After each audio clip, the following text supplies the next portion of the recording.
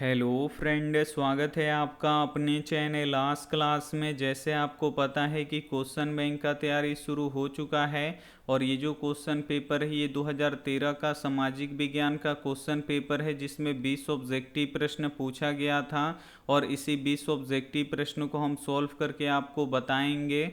और question bank पढ़ने से क्या फ़ायदा होता है, तो क्वेश्चन बैंक का 40% क्वेश्चन सीधे आपके फाइनल बोर्ड परीक्षा में आता है। और क्वेश्चन बैंक पढ़ने से ये भी पता चलता है कि फाइनल बोर्ड परीक्षा में कैसे कैसे प्रश्न पूछे जाते हैं।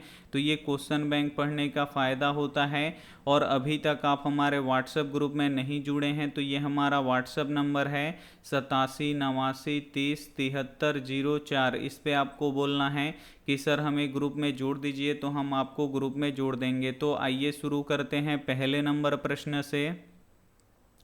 तो पहला नंबर प्रश्न है कि जनसंख्या का घनत्व सबसे अधिक कहाँ होता है। काफ़ी महत्वपूर्ण प्रश्न है। यहाँ पे आपको बताना है कि जनसंख्या का घनत्व सबसे अधिक कहाँ होता है, तो महानगर में होता है। यहाँ पे डी वाला ऑप्शन बिल्कुल ही सही हो जाएगा। दिल्ली, मुंबई, कोलकाता ये सभी महानगर है, तो इसे भी साथ में आपको याद रखना है। आइए देखते हैं अगला प्रश्न। दो नंबर प्रश्न है कि गिरमिटिया मजदूर बिहार के किस क्षेत्र से भेजे जाते थे। ये भी काफ़ी महत्वपूर्ण प्रश्न है। यहाँ पे आपको बताना है कि गिरमिटिया मजदूर बिहार के किस क्षेत्र से भेजे जाते थे, तो पश्चिमी क्षेत्र से भेजे जाते थे। यहाँ पे बी वाला ऑप्शन बिल्कुल ही सही हो जाएगा। और बंधुआ मजदूर को ही गिरमिटिया मजदूर कहा जाता था, तो इसे भी साथ में आपको याद रखना है। आइए देखते हैं अगला प्रश्न। तीन नंबर प्रश्न है कि काली मृदा का दूसरा नाम क्या है। यहाँ पे आपको बताना है कि काली मिट्टी का दूसरा नाम क्या होता है, तो रेगुन मिट्टी यानी रेगुन मृदा होता है। इसे आपको याद रखना है। यहाँ पे बी वाला ऑप्शन बिल्कुल ही सही हो जाएगा। एक प्रश्न ये भी पूछा जाता है कि जो काली मिट्टी होती है ये किस फसल के लिए उपयोगी होती है, तो ये कपास के लिए उपयोगी होती है। इसे आपको याद रखना है। और काली मिट्टी किस राज्य में सबसे अधिक होता है, तो गुजरात राज्य में सबसे अधिक होता है, तो इसे भी साथ में आपको याद रखना है। आइए देखते हैं अगला प्रश्न। चार नंबर प्रश्न है कि संजय गांधी जैविक उद्यान किस नगर में स्थित है। यहाँ पे आपको बताना है कि संजय गांधी जैविक उद्यान किस नगर में स्थित है, तो पटना नगर में स्थित है। यहाँ पे डी वाला ऑप्शन बिल्कुल ही सही हो जाएगा। एक प्रश्न ये भी पूछा जाता है कि पटना का पुराना नाम क्या है, तो पाटलिपुत्र है, तो इसे भी साथ में आपको याद रखना है। आइए देखते हैं अगला प्रश्न। पाँच नंबर प्रश्न है कि निम्नलिखित व्यक्तियों में कौन लोकतंत्र में रंग भेद के विरोधी नहीं थे। इसमें से आपको बताना है कि कौन लोकतंत्र में रंग भेद के विरोधी नहीं थे, तो जेड गुडी नहीं थे। इसे आपको याद रखना है। यहाँ पे डी वाला ऑप्शन बिल्कुल ही सही हो जाएगा। आइए देखते हैं अगला प्रश्न। 6 नंबर प्रश्न है कि संघ सरकार का उदाहरण है। इसमें से आपको बताना है कि कौन सा देश संघ सरकार का उदाहरण है, तो जो अमेरिका है ये संघ सरकार का उदाहरण है। यहाँ पे ए वाला ऑप्शन बिल्कुल ही सही हो जाएगा। और जो संघ सरकार होता है तो इसमें द्वितीय शासन प्रणाली होता है, एक राज्य सरकार होता है, एक केंद्र सरकार होता है, तो इसे भी साथ में आपको याद रखना है। आइए देखते हैं अगला प्रश्न। 7 नंबर प्रश्न है कि कौन बीमारू राज्य नहीं है। इसमें से आपको बताना है कि कौन बीमारू राज्य नहीं है, तो बिहार, मध्य प्रदेश, उड़ीसा ये तीनों बीमारू राज्य है। इसे आपको याद रखना है। लेकिन जो कर्नाटक है ये बीमारू राज्य नहीं है, इसे आपको याद रखना है। यहाँ पे सी वाला ऑप्शन बिल्कुल ही सही हो जाएगा। आइए देखते हैं अगला प्रश्न। 8 नंबर प्रश्न है कि उपभोक्ता अधिकार दिवस कब मनाया जाता है। काफ़ी महत्वपूर्ण प्रश्न है। यहाँ पे आपको बताना है कि उपभोक्ता अधिकार दिवस कब मनाया जाता है, तो 15 मार्च को मनाया जाता है। इसे आपको याद रखना है। यहाँ पे सी वाला ऑप्शन बिल्कुल ही सही हो जाएगा। आइए देखते हैं अगला प्रश्न।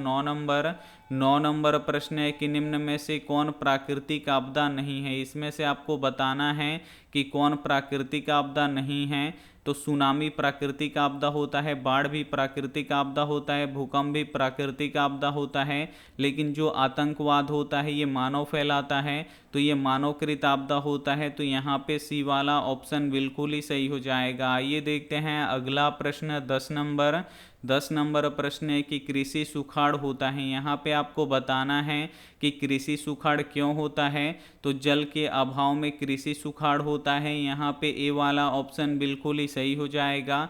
एक प्रश्न ये भी पूछा जाता है कि भारत के कितने प्रतिशत लोग कृषि कार्य से जुड़े हैं, तो 80% लोग कृषि कार्य से जुड़े हैं, तो इसे भी साथ में आपको याद रखना है। आइए देखते हैं अगला प्रश्न 11 नंबर प्रश्न है कि औद्योगिक क्रांति सर्वप्रथम किस देश में हुई। यहाँ पे आपको बताना है कि औद्योगिक क्रांति सर्वप्रथम यानी सबसे पहले किस देश में हुआ, तो इंग्लैंड में हुआ, इसे आपको याद रखना है। यहाँ पे डी वाला ऑप्शन बिल्कुल ही सही हो जाएगा। एक प्रश्न ये भी पूछा जाता है कि औद्योगिक क्रांति किस उद्योग से शुरू हुआ, तो सूती वस्त्र उद्योग से शुरू हुआ, तो इसे भी साथ में आपको याद रखना है। आइए देखते हैं अगला प्रश्न 12 नंबर प्रश्न है कि विश्व व्यापार संगठन का मुख्यालय कहाँ है। यहाँ पे आपको बताना है कि विश्व व्यापार संगठन का मुख्यालय कहाँ पे है, तो जनेवा में है, इसे आपको याद रखना है। यहाँ पे ए वाला ऑप्शन बिल्कुल ही सही हो जाएगा। एक प्रश्न ये भी पूछा जाता है कि विश्व व्यापार संगठन का स्थापना कब हुआ था, तो 1995 में हुआ था, तो इसे भी साथ में आपको याद रखना है। आइए देखते हैं अगला प्रश्न 13 नंबर प्रश्न है कि भारतीय राष्ट्रीय कांग्रेस के पहले अध्यक्ष कौन थे। यहाँ पे आपको बताना है कि भारतीय राष्ट्रीय कांग्रेस के पहले अध्यक्ष कौन थे, तो व्योमेश चंद्र बनर्जी थे। यहाँ पे डी वाला ऑप्शन बिल्कुल ही सही हो जाएगा। एक प्रश्न ये भी पूछा जाता है कि भारतीय राष्ट्रीय कांग्रेस का स्थापना कब हुआ था, तो 1885 में हुआ था, इसे आपको याद रखना है। और किसने किया था, तो ए.ओ. ह्यूम ने किया था, तो इसे भी साथ में आपको याद रखना है। आइए देखते हैं अगला प्रश्न 14 नंबर प्रश्न है कि नवीन जलोढ़ मिट्टी को क्या कहते हैं। यहाँ पे आपको बताना है कि नवीन जलोढ़ मिट्टी को क्या कहते हैं, तो खादर मिट्टी कहते हैं। यहाँ पे ए वाला ऑप्शन बिल्कुल ही सही हो जाएगा। और बांगर मिट्टी किसे कहते हैं, तो पुरानी जलोढ़ मिट्टी को बांगर मिट्टी कहते हैं, तो इसे भी साथ में आपको याद रखना है। और जलोढ़ मिट्टी कितने प्रकार की होती है, 2 प्रकार की होती है। पहला होता है खादर मिट्टी और दूसरा होता है बांगर मिट्टी। और जो जलोढ़ मिट्टी होती है ये सर्वाधिक उपजाऊ मिट्टी होती है और ये मिट्टी भारत में सबसे अधिक पाई जाती है, तो इसे भी साथ में आपको याद रखना है। आइए देखते हैं अगला प्रश्न 15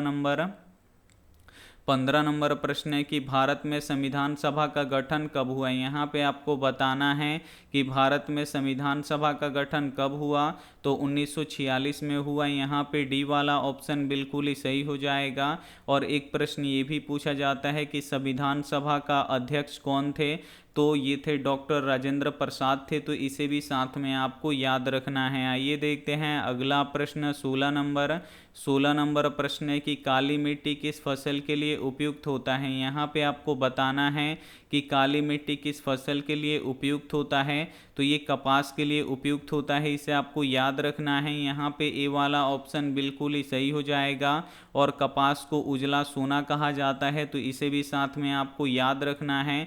और जूट को सुनहरा रेशा कहा जाता है, तो इसे भी साथ में आपको याद रखना है। आइए देखते हैं अगला प्रश्न 17 नंबर प्रश्न है कि यंग इंडिया पत्रिका का संपादन किसके द्वारा किया गया था। यहाँ पे आपको बताना है कि यंग इंडिया पत्रिका का संपादन किसके द्वारा किया गया था, तो महात्मा गांधी जी के द्वारा किया गया था। यहाँ पे सी वाला ऑप्शन बिल्कुल ही सही हो जाएगा। एक प्रश्न ये भी पूछा जाता है कि हरिजन पत्रिका का संपादन किसने किया था, तो हरिजन पत्रिका का संपादन किसने किया था, तो ये भी महात्मा गांधी जी ने किया था, तो इसे भी साथ में आपको याद रखना है। आइए देखते हैं अगला प्रश्न 18 नंबर प्रश्न है कि पिकासो क्या थे। यहाँ पे आपको बताना है कि पिकासो क्या थे, तो जो पिकासो थे ये चित्रकार थे, इसे आपको याद रखना है। यहाँ पे बी वाला ऑप्शन बिल्कुल ही सही हो जाएगा। आइए देखते हैं अगला प्रश्न 19 नंबर प्रश्न है कि लोकतंत्र नागरिकों को देता है। यहाँ पे आपको बताना है कि लोकतंत्र नागरिकों को देता है, तो लोकतंत्र नागरिकों को समान अवसर देता है, यानी एक बराबर अवसर देता है, तो यहाँ पे ए वाला ऑप्शन बिल्कुल ही सही हो जाएगा। आइए देखते हैं अंतिम प्रश्न 20 नंबर प्रश्न है कि अंतर्राष्ट्रीय ओजोन दिवस किस दिन को मनाया जाता है। यहाँ पे आपको बताना है कि अंतर्राष्ट्रीय ओजोन दिवस किस दिन को मनाया जाता है, तो 16 सितंबर को मनाया जाता है, इसे आपको याद रखना है। यहाँ पे सी वाला ऑप्शन बिल्कुल ही सही हो जाएगा। एक प्रश्न ये भी पूछा जाता है कि जो ओजोन होता है ये किसको छानता है, तो ये परावैंगनी किरणों को छानता है, इसे आपको याद रखना है। और जो ओजोन परत होता है ये वायुमंडल के ऊपरी सतह में पाया जाता है, इसे भी आपको याद रखना है। इस क्वेश्चन पेपर के सभी ऑब्जेक्टिव प्रश्न हम आपको बता चुके हैं, तो इसमें से जो भी प्रश्न आपको याद नहीं है तो प्लीज़ आप लोग उसे नोटबुक पे लिख के ज़रूर याद कर लीजिएगा, और इसका पीडीएफ हम ज़रूर देंगे। अभी थोड़ा सा मेरे वेबसाइट में भी दिक्कत चल रहा है, तो यहाँ पे देखिए ऑनलाइन टेस्ट भी नहीं हो पा रहा है, पीडीएफ भी हम आपको नहीं दे पा रहे हैं। तो प्लीज़ आप लोग 2-4 दिन का भी वेट कर लीजिए, उसके बाद जैसे ही ठीक हो जाता है तो ऑनलाइन टेस्ट और पीडीएफ भी हम आपको देने लगेंगे। तो उम्मीद करते हैं ये वीडियो आपको काफ़ी अच्छा लगा होगा। थैंक यू फॉर वॉचिंग, मिलते हैं अगले वीडियो में, तब तक अपना ध्यान रखिए, मन लगा के पढ़ाई कीजिए। Take care and bye.